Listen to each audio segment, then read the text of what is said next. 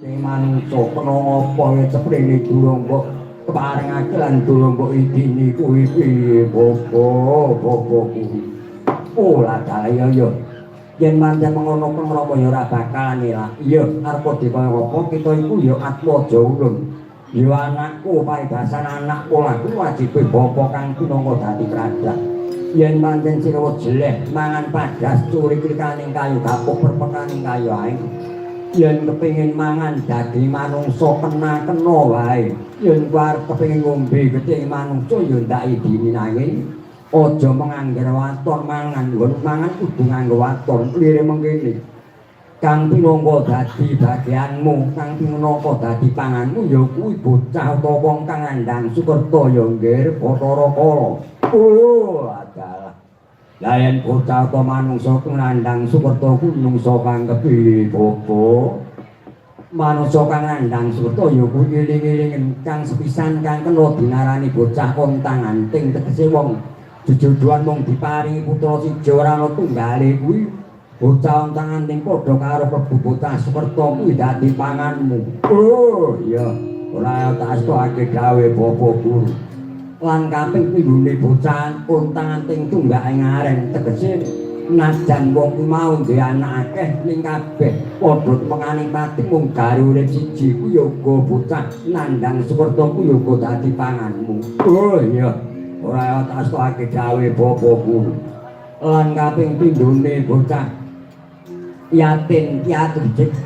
bae air wis tinggal mati karo bapak ana jroning kandhutan ibuku ya bocah nandang sukerta ku ya dadi panganmu ya banjur sak banjure kepiye bobo banjur bocah kedono kedini utawa kedini kedono tegese wong anak loro lanang wadon utawa wadon lanang ku ya dadi memangsanmu ya tak isoke gawe bapa guru banjur sak banjure kepiye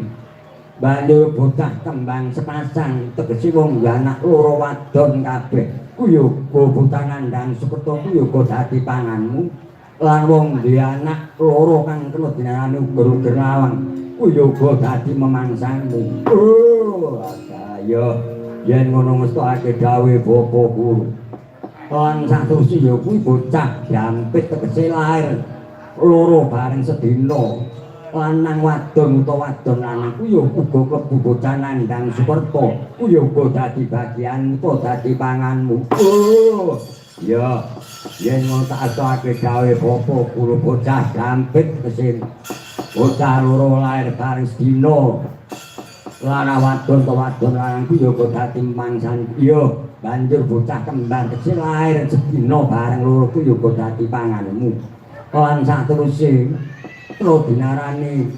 cendang kabeh pancuran kabeh cendang ku ya dadi panganmu lah kuwi ordine piye bobo cendang kabeh pancuran tegese wong duwe anak telu wadone ana tengah banjur mbarepe lanang ragil lanang kang dinarani cendang kabeh pancuran yen pancuran kabeh cendang tegese wong duwe anak telu lanang ana tengah mbarepe karo ragile wadon yo kok dadi panganmu. Oh, ya yen ngono tak astokake gawe bapa guru. Banjur piye meneh bapa? Bocah sarongga sari midhik wong anak papat lanang adoto, papat wadon kabeh uga dadi panganmu. Banjur bocah